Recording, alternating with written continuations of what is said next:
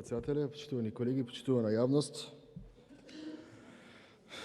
Колега Фазли, го слушав вашиот говор, блескаме. Една мана на буџетов не му најдовте.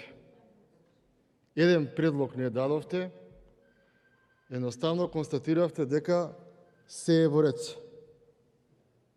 Јас не знам кога разговарате со ваши сограѓани, соседи, пријатели, дали нив ги убедувате дека се е во ред во државата или само ви слушуваат сите, по добашно воспитување не ви возвраќаат, бидејќи работите во државата не се во ред, господине Бедри Фазли, а буџетот е, како се вели народната, не ги слушате што зборуваат, гледате што напишале во буџет. Ако таму не го напишале, нема да се прави. Исто како што нема да се прави тој е нов автопат во оваа држава, бидејќи такво нешто во буџетов нема предвидено. Значи према Блаце ова ќе го чекаме уште некое време, претпоставувам, што го ветувате секои избори, така да ве молам да бидете малце пообјективен, тоа и го кажувам чисто колегијално, бидејќи ве почитувам како колега пратеник.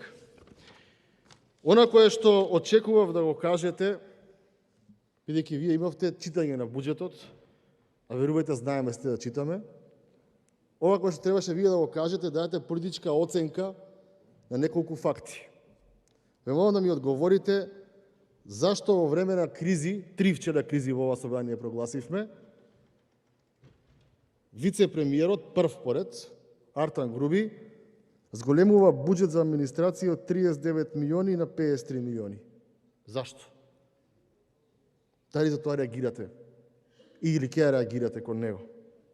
Очекувам да ми одговорите зашто трансфери на невладини организации и господинот Артан Груби величанствени, од претходно предвидените 5 милиони, сега имаме 20 милиони.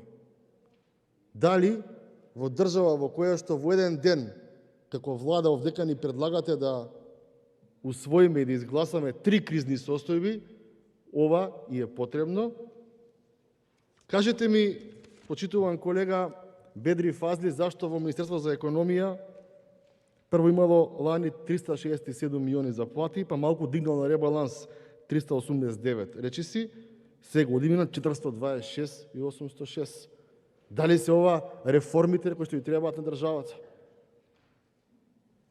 Зошто му требаат на Артан Груби 25.000 евра за пенкала, тетрадки, гуми и хартија за копирање?